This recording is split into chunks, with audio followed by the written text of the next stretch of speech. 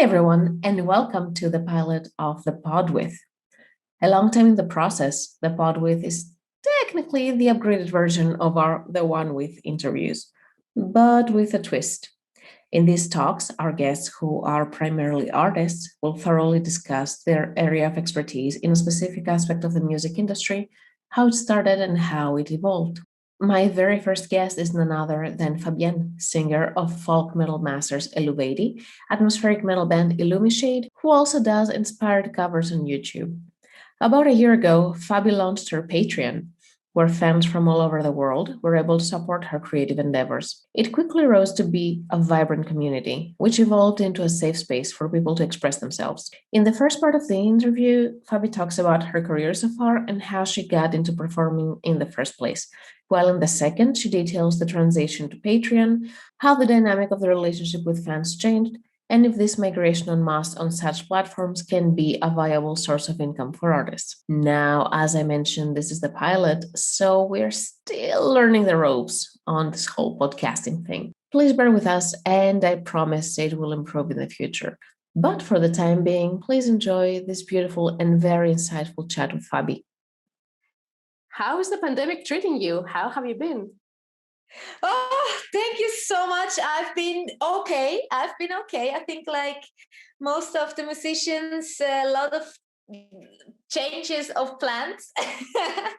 That was a little bit unexpected, everything. But it's been over a year now. So I think, try to adapt and make the best out of it. And we are apparently slowly getting out of this. So hopefully touring can start soon. Yes, it looks like it. So we with Eluveitie now, we're playing a few shows this year still. So I'm super excited actually. Have you ever been to Alcatraz? No, it's my first time. I've only done Summer Breeze in the past, where I saw you guys again. Summer Breeze. It was also in 2019. Yes. Oh, 19 was super awesome. With all the pyros we had, it was super warm on stage. I was actually able to take pictures at the show. And the second the pyro started, both me and the photographer next to me were looking at each other like, wow, how are these guys not melting? Oh, actually, I have a few parts where I need to be in front by the microphone, but because I play the harp, I cannot hold it. And it was in front of me, super close, and always, and I was like, oh my God, what I have to sing, I cannot go away. And it was like right in front of me, and I thought my contact lenses will melt, and I was like, oh my God, and the hair, and Well, you played it off amazingly well, so well done. We couldn't tell that you were scared. Well, thank you. Well, yeah, I knew everything is secure, but still, it is when you have it for the first time that close, it is an experience, I would say. And you had pyros all over the stage. That was what really intrigued me. Yeah. Uh-huh. Yeah, actually, I think this was the show where we had the most pyros, at least since I joined. I don't know if they had more before, but now it was the most, and we were all freaking out. Also in a positive way, of course. We were all super excited about it. Really enhanced the performance, if you ask me.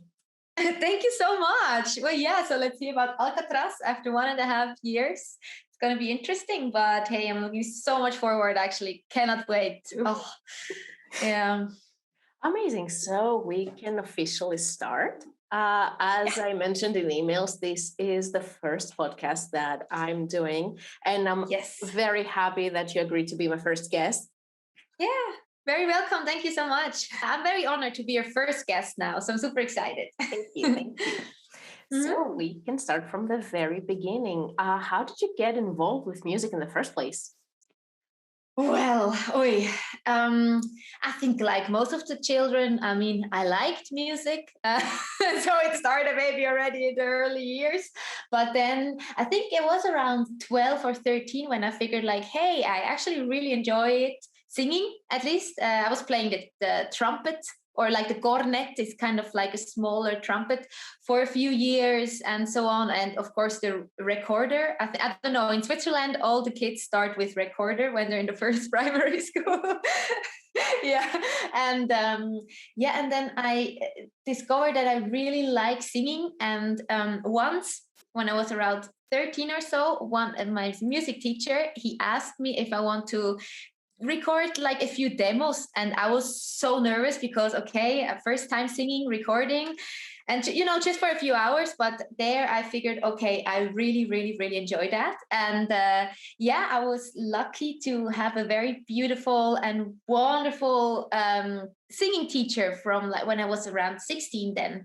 And with her I really discovered all the technique, and she helped me through so much. And I think without her, I wouldn't be here where I am now. So I'm very, very grateful to have met also wonderful teachers on this way.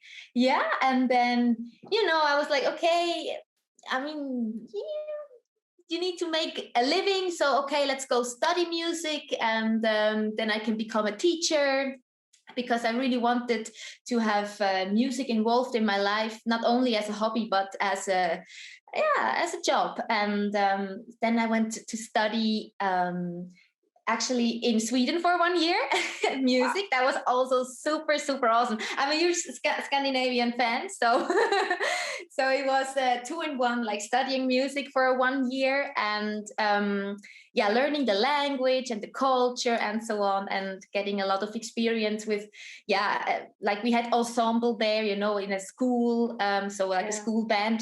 I was not in bands before I joined Eluveitie, so Okay.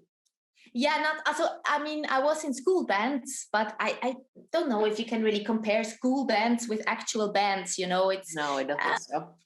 no, it's different. I mean, of course, you play music, but I mean, the whole spirit and own songs and stuff is just not happening. I think we were doing covers all the time. So so this is kind of how everything started. And then I studied in Zurich, actually, at the university, to become a teacher. Very Swiss way to have a safe, okay, I'm going to become a teacher. I thought choir conductor or something. And then Jonas called from Eluveitie, right? And he's like, okay, we're looking for a singer. I was like, oh, this is, I think, a little bit too crazy big for me. I don't know if I can do this. And somehow it kept rolling, and here I am.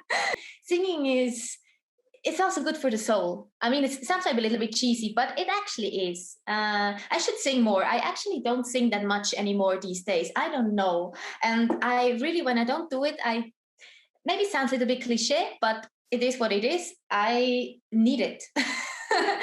I guess it's for many people like this. Also, just in the shower, just to express when you're happy, you can sing. And How's been your career with Eluveitie so far? It's probably the biggest band in folk metal. Definitely a jump from where you were coming from. How's coexisting with two more, at best, I think it's two more women in the band, right?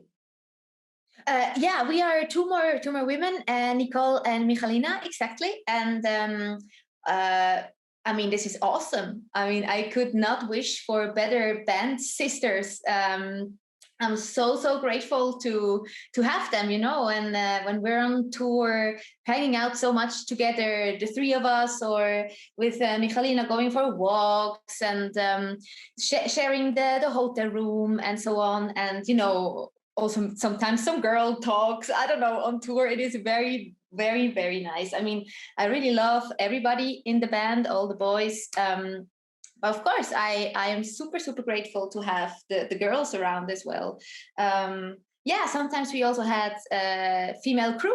And that was also like on our last tour now with Infected Rain and Lacuna Coil. We also had a light technician that was female, and it was so awesome to have her. And I remember our in the tour bus, we were sleeping close to each other, like on the bench and so on, and it was really fun to have some talks in the morning or in the evening. And I'm very, very grateful that we are so many. It's actually also nice to have a big band, 9 people. True. Until all of you have to fit in a small stage. I think that's when it becomes a problem. True. That can be a little bit challenging. This is actually true. Yeah, it can be a problem, but also then it's just cozy.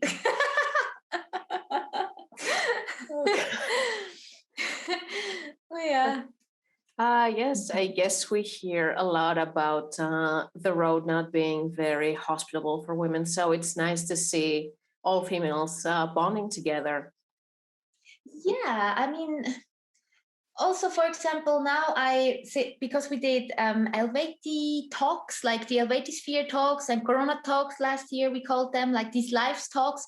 I really could talk with many female singers and musicians, and it's so awesome. We're still in contact or liking each other's stuff and commenting and so on. Like the support is really here. This is very, very nice. I don't know how it is in other scenes overall, but in the metal scene, it is really incredible. I mean, also these collaborations now I did with, for example, with Michalina. I mean, this was the best. It's so awesome to make music together. I mean, this is what really brings us all together. Yeah. And with Jonas, you also have Illumishade. Now, we talked a little about the formation of the band in the first interview, but would you like to say again a few things for people who may not have read that? Yeah, sure. So, as I said before, I was studying music.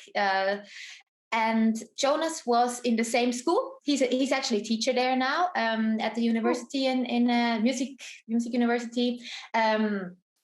And so basically, I did my master degree in 2019. So when it was a really, really crazy year with Eluveitie, I think it was by far the most busiest year for me since I joined the band. And exactly there in autumn, I had to do my master thesis. So it was kind of, being on the road and being on tour, and at the same time preparing for the master thesis. So the master thesis in our university is to kind of create a project in whatever way. You could do a choir or something like that, but for me it was clear I wanted to do a band and to do metal, some, I don't know how you call it, maybe some cheesier metal, I don't know, with some ballads and stuff. And then it was kind of clear for me that I really need Jonas in the band, because we were all the time together on tour, so it makes really sense. And I mean, he's the best guitarist I know, so for me it was jackpot when he joined. He didn't have any choice anyway, but I didn't force him though. But we don't know his side of the story. Well, yeah, let's see. Right, I hope he will not see this podcast here. No. He was like, of course, and and then some other friends from my school that I studied with, Yannick and Mark, bassist and drummer. And then we have, of course, Miriam. She's also studying at the same university. She's actually still studying there in her kind of last year. And she studies film music. And I got to know her earlier as well. We were not in the same class, obviously, but I don't know, we clicked somehow. And once we met in the studio, and since then we were in contact, and I was like, Miri, I know your magic, so you want to join? And then, basically this is how we formed. And the songs and everything needed to be ready in September for the show. And it was very, very intense, because being on the road with Eluveitie and then working for school, it is weird. It's kind of like two worlds like colliding together. It's like, but yeah, it was fine. I had my MIDI keyboard, like a small one, in the plane, backstage, in the hotel room, and just composing. And then with Jonas together, we really did a lot of work. And then we had like a special week where we all were in the mountains. That was actually super, super awesome, because the songs were kind of there, but never played in the band. And of course, the band needs also, every member brings their input. So we had the chance there to really rehearse. And yeah, this is how it kind of got born. And the thing was that we were like, hey, we put so much effort and love and everything into these songs. Let's just record them. And then it went on, and then we had the album. Yeah, so this is that, actually. This is how it started.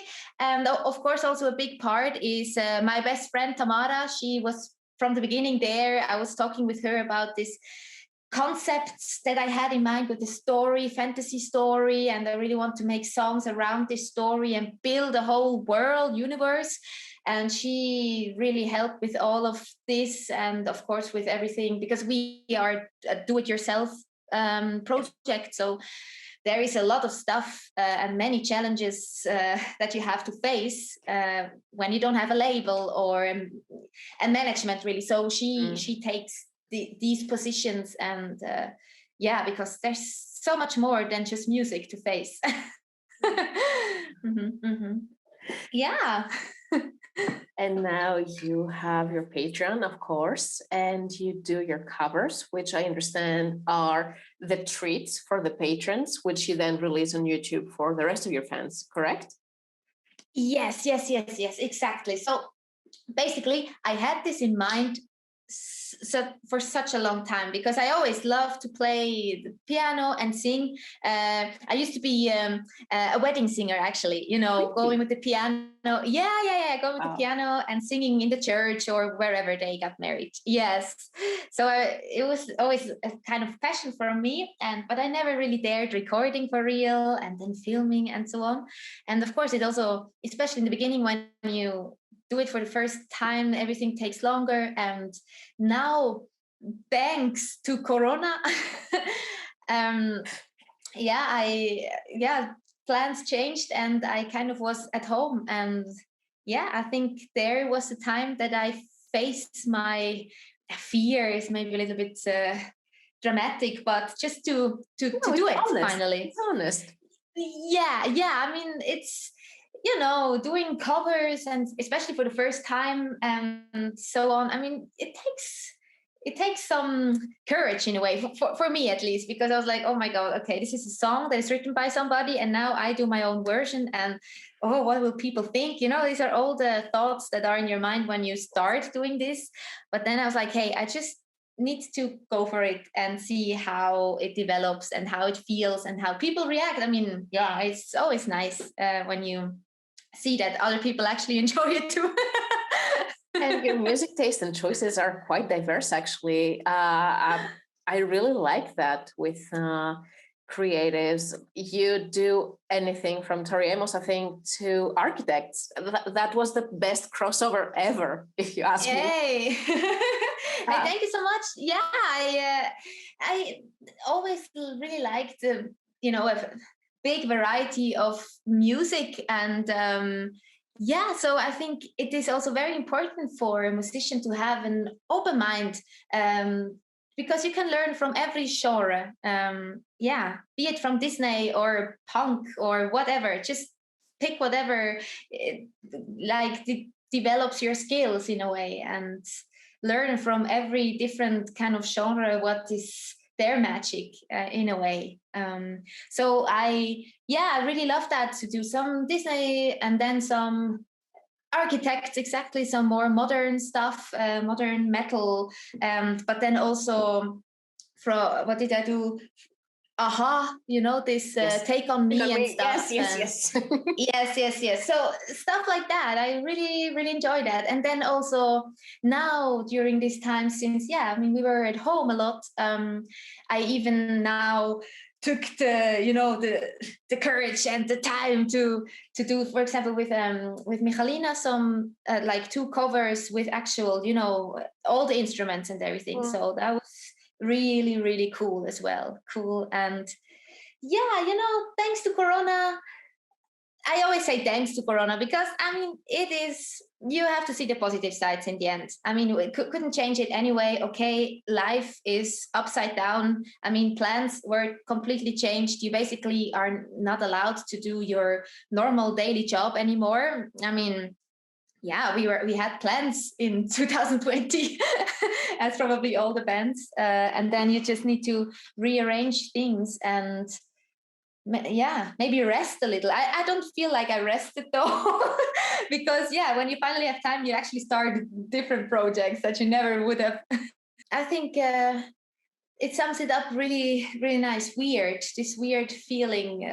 I mean, we never faced a situation like this before, and then you have to adapt to this, especially if you lose your job or you cannot do your job anymore, and so on. I mean, there is not only music business, there's so many different jobs and businesses that were affected or still are. I mean, maybe the effects we will just see in a few years, what it actually made with everything these 1.5 years. But I mean, we were, I think, in a way lucky that although we couldn't do like the kind of a really, really big part of our job anymore, touring and concerts and everything, but we could still, we have social media. I mean, I think most of the bands try to really give the people something also during these times. I mean, now more than ever, you need music and things that really you are passionate about, right? And so we started, for example, with Eluveitie, these Corona talks. Now they're still on. Now again, we call them now the Eluveitie Sphere talks. And I don't know if you've seen some, it's just interviews or conversations more, actually. Yeah. Mm-hmm. And think about it. What exactly is an interview, if not a conversation? Yeah, actually, yeah. This is true. We really, I mean, it's nice to have an actual conversation where it's like both ask question and it kind of develops somewhere, and not just me saying how did you grow up, and then next So I really enjoy these conversations. Also, I got to my English sometimes connect with other musicians that I actually didn't meet in person before, and so this is super, super exciting as well. So we did that. For example, we also have some stuff ready now for this year for people, and a lot of stuff happened within the band as well, and of course also some rest. I mean, after such a year that we had 2019, of course I would have not mind to not rest, but if you kind of are forced to rest, then just do the best out of it in a way. Mm-hmm. Well, I wanted to ask if there's any certain criteria for which you pick the songs that you cover. You've done Disney. I think you also posted a story at some point singing Les Mis. How do you choose the songs? Who? Singing what? Les Miserables. I don't remember which song. Les Miserables. Sorry. Yeah. Yes. I've been a huge fan of musical theaters, So of course, Les Miserables is it's a must. So basically, it's an interesting question. Sometimes I just get inspired. For example, this Take On Me version. It was because I wasn't gaming. I really cannot game. I get too nervous, and I don't know. I'm just not. I know, but I was watching somebody gaming The Last of Us 2, and it's, I don't know if you know. Are you a gamer? No. Also no. Yeah. So basically, it is a game, and it's a cool world, and so on. It's with zombies and stuff. So I couldn't play it. But then at some point, the main character can grab a guitar and plays Take On Me, but with a ballady version on the guitar. And I was like, wow, this was so cool. And then I thought, okay, I'm going to do my own piano version of it, So sometimes you stumble upon songs and you're like, hey, okay, let's do this. Or for example, we just released the Pretender from Foo Fighters with Michalina and with Vidic from Infected Rain and so on. And I was like, okay, what could fit the Herdy and Foo Fighters could be cool. Let's see. And then I was reading, I was like, perfect. Okay, let's take this. So you kind of adapt a little bit. Also, Disney, of course, it's a must. Okay. I need to ask now. Okay. Do you go to karaoke at all? And if so, what song do you choose? Actually, karaoke is not such a big thing in Switzerland. Oh, okay. But I was always singing karaoke for myself. I had always my own party when I was a teen. I came home from school, put on loud karaoke and sang. So I had my own party as a teenager. And and then we went to Japan and with Eluveitie, right? And in Japan, I mean, it's huge. Have you ever been to Japan? No, I haven't, but I want to. I really want to. Oh, yeah. Oh, I want to go back as well. It is also, on tour, sometimes you see a little bit, sometimes you don't see at all. And crazy and so beautiful. And really want to see more of the nature there too, right? I mean, wow, it's incredible. But we went after the first show of the tour, we went like a quite big group. We had Abin Chova. They were a Swiss support that we had, and we all went together to karaoke room, and wow, it was so awesome because they also had Eluveitie songs, and that was not really fun at all. That was so awesome, and Kriki was there as well. And then of course we sang "My Heart Will Go On," and I don't know, we were all singing and we super high, and I did some higher harmonies, also like screaming, it wasn't pretty or so, but just the higher the better. And then I realized, it was the first show of a quite long tour, and we already were screaming the whole night through, and but everything was fine in the end. But it was really fun because they have these small rooms, and you go in there as a group, and then you have your own karaoke TV, and you have like 2 microphones, and then you can sing and choose all the songs, and wow. Yeah. Amazing. So that's really cool. Yeah. And you also do some collaborations. You've done with Off the Cross. You've done with Another Kind. Again, yes.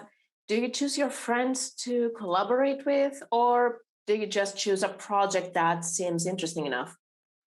Oh, I'm super happy to be to do both. In the best case, it's friends and it's interesting enough.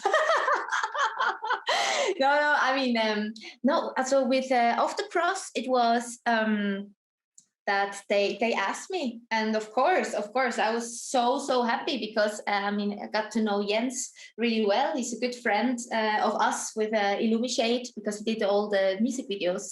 We met him through Eluveitie as well, because he did some stuff there as well, and I was super happy to do this collaboration. And for example, with Another Kind, this was really cool for me. I mean, he come Vidic from Infected Rain. I mean, he's the head of he is Another Kind, and he does different collaborations with different singers so far, but maybe in the future also with musicians playing instruments. And it was really cool because he composed the song, the music. We basically did the melody to his lyrics together. And it was for me a very new experience, because I am not used to add a melody on something that is already with Eluveitie. I got a little bit of experience there, but usually it's, I get the melody and I make it my own with the singing tone and everything. And with Illumishade, actually, composing with chords and everything, and then everything together. So it was for me a very new way of working with somebody, and I really, really enjoyed it. And I think I grew a lot as well as an artist by doing this. I mean, we did now three like electronic songs or moody songs, you could say. And also I always got to do an acoustic version. So that's also very cool for me. Of course, enjoy that a lot. And you are such deep into that song, so it makes just sense to make a karaoke, an acoustic version of it. I'm talking too much about karaoke, but who knows? Maybe someday we can release karaoke version too. Yes, please do that. Actually, that would be something. I mean, we did that with Illumishade, right? Because I, as I said, I loved singing karaoke as a teenager. I mean, I still do sometimes on YouTube, of course. But I was like, hey, your own songs as a karaoke version, and other people, if they want, could sing to it. This is the best. So we did that, and I'm very happy about that. Now let's move on to the Patreon part of the interview. How did you start your own Patreon, and when did you start that? Actually, I started it in September 2020. I think middle of September it was. I mean, then we were kind of half a year into this lockdown situation where we couldn't. I mean, in Switzerland it started in March, and I remembered we would have gone to Russia and so on, and then we couldn't. And from then on, the plans changed. And then. Yeah, I mean, I could do this another kind collaborations and so on, and starting a little bit with covers and so on. But I was like, okay, mostly it's online, but how can you even be more motivated? Because I mean, this community that you build, it is such a safe place. It's insane. I would have never thought when I actually started with a Patreon how this community really can grow, and how they are friends now, and how I feel like, hey, this is just a bunch of friends talking when we have a hangout, you know. So this is very enriching. Let me say it like this. For example, we also started with Discord, so it was not only me always posting stuff and they like the people from the community commenting or so, but with Discord it's actually exchanging. Everybody can write stuff and more personal stuff, but then we have these different threads.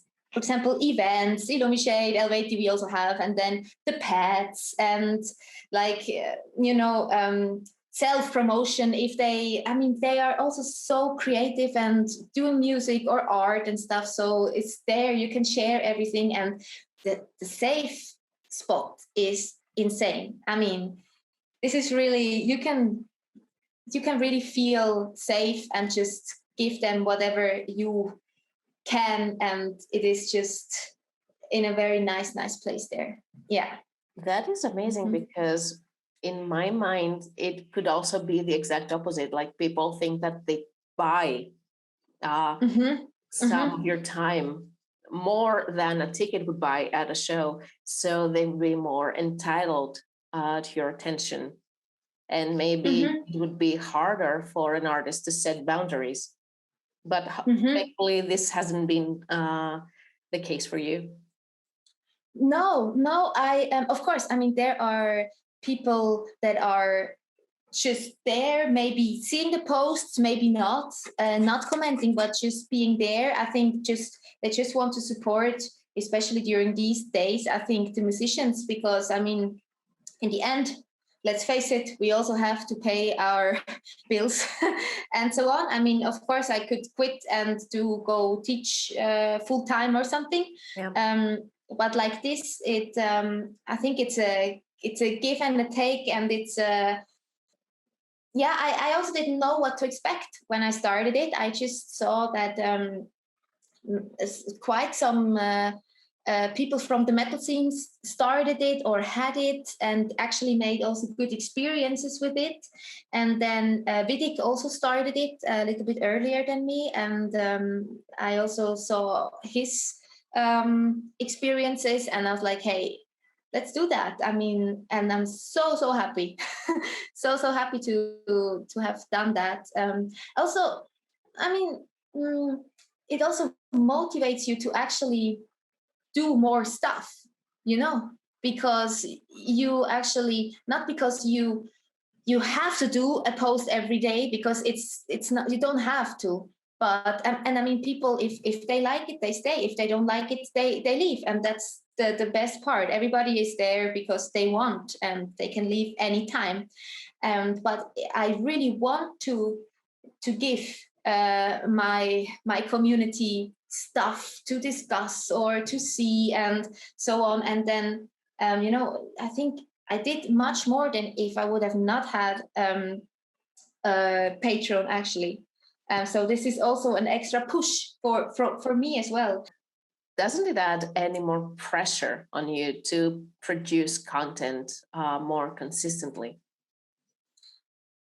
I think content kind of comes organically, because it's not like I'm sitting here and thinking, what content can I give? It's more like, hey, I'm doing this collaboration, so then I can as well make a behind the scene video because I'm doing this. Or, hey, there was a photo shooting once, of course, then I do behind the scene video and just letting them be part of it.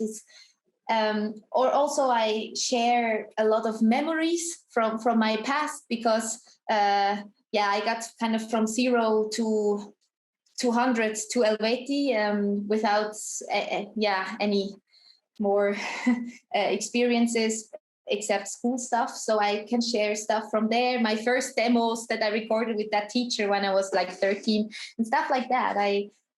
So they have an insight of younger Fabi or whatever. And then, just whatever is on at the moment, I document. Or we have these hangouts. I mean, a hangout just happens in the very moment. For example, we have one now next Sunday, also in a week, and it's just really awesome because then we are hanging out. We can share the screen. I can talk with some people. We even figured out that we can be more people on the screen, so we could be basically, I think, 4 people talking to each other and chilling out for around 2 hours, and then or also doing some Patreon concerts for some of the patrons, a live concert. I would have not done that without Patreon, a live concert. I mean, did one on YouTube then for everybody as well, but because I got the experience and the knowledge how to do that together with Vidik, I could not do this alone with all this technique stuff.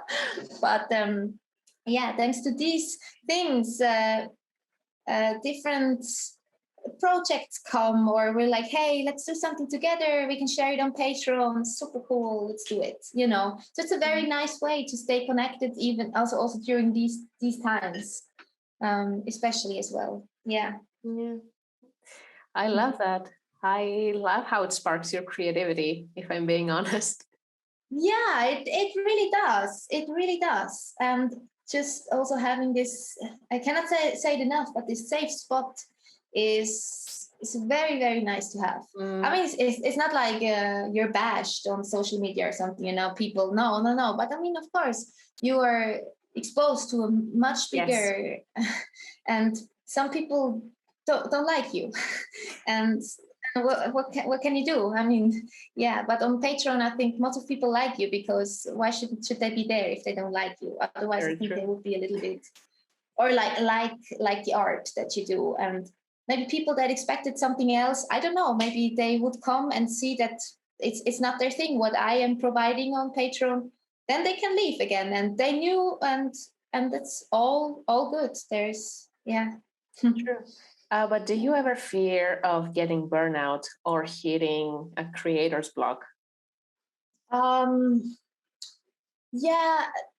also not in relation with Patreon or something. I don't think it has to do with that, because there, as I said, the stuff comes organically. When I actually work, I can create content on Patreon that is only for them. But of course, I mean, also these 1.5 years, they were actually really challenging, because you have time and you want to use this time well. And I definitely had my moments when I was a little bit feeling exhausted. Yes. I think still working on that balance. But then again, to get to work with such amazing people during these 1.5 years now as well, with the collaborations with Vidik, with Micha, and so on. It's really cool. It's very, very awesome. Yeah. Do you think that platforms like Patreon and Twitch are the new fun clubs of today?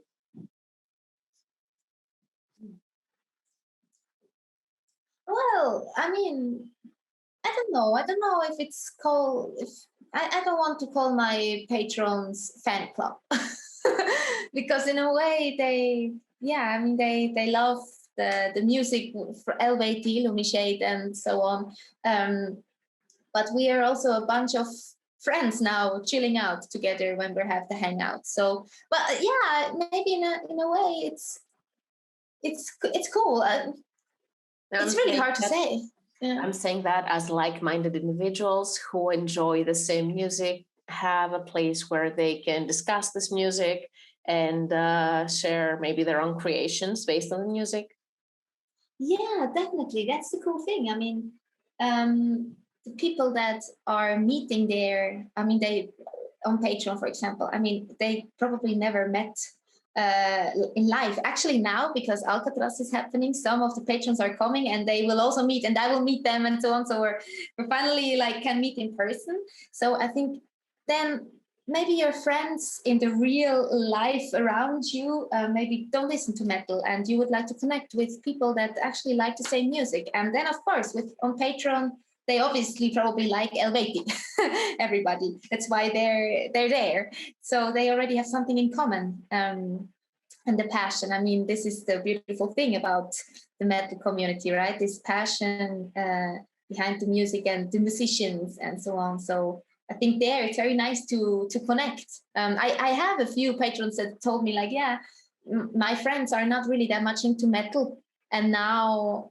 they've met so many people that are even into the same band. So this is a very, very nice opportunity to get new friends. So yeah, I don't know really about Twitch, how it works there. I'm not that familiar with it, but I think it's live streams, and it's probably also often the same people maybe are joining and so on. So it's a very, very nice thing. Mm-hmm. With Patreon, is it a viable option for artists these days, especially with the pandemic? I guess it works on the 1,000 true fans theory, where if you have your fans paying even $1, €1 per month for what you do or to buy your merch, you are able to make a living out of that. Or is such a platform more like supplementary, income?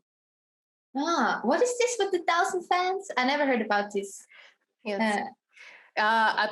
It used to be the 1,000 true fans theory. Now it's 100.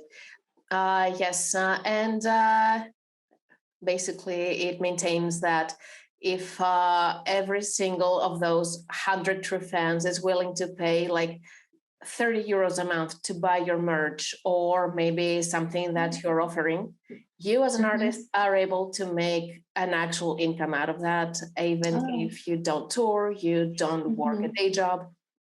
Yeah, I see. Oh, that's interesting. Actually, very interesting.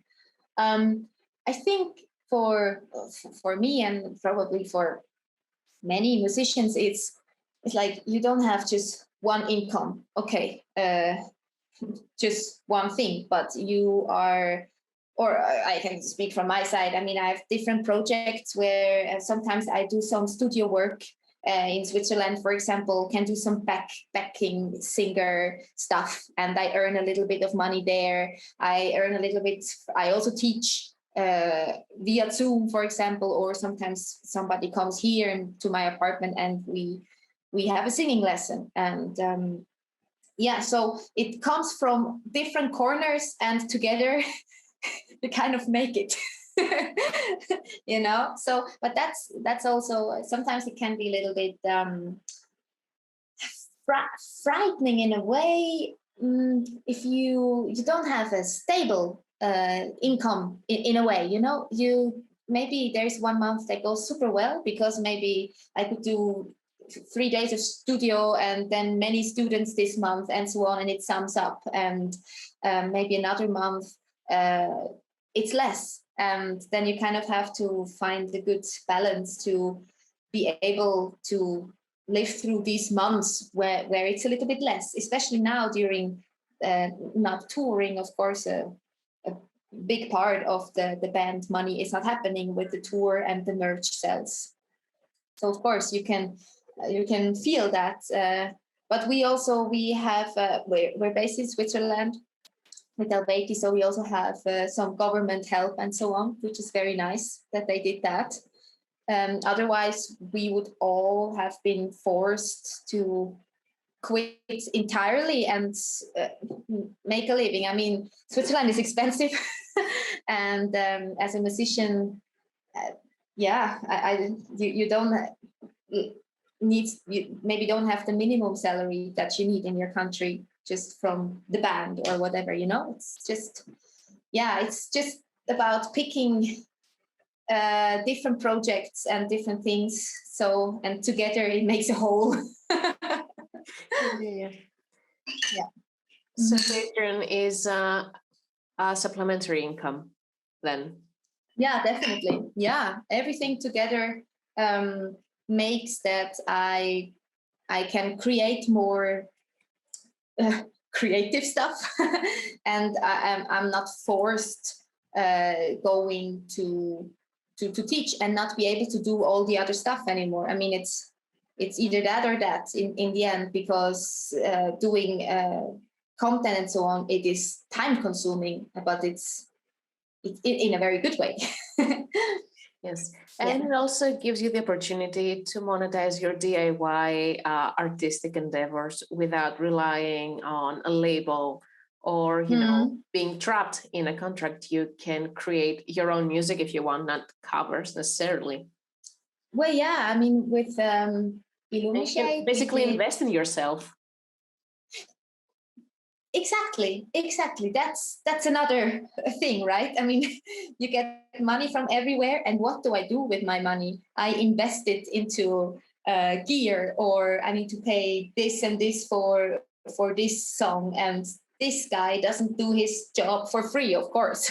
And then you pay. It's kind of I see my Patreon income as especially a lot for this. Okay, I can use it for this and that because I want to create content, and this costs, and I get some money to cover this. So it's definitely an investment. And sometimes I'm also thinking, where do I spend my money? And it's almost only for the job and everything, and of course food, and but it's for me, it's always an investment. Anyway, yeah. Mm-hmm. Amazing. So I think this is our time for today. Thank you so much for joining me. Hey, thank you so much for inviting me here as your first guest. It was a pleasure.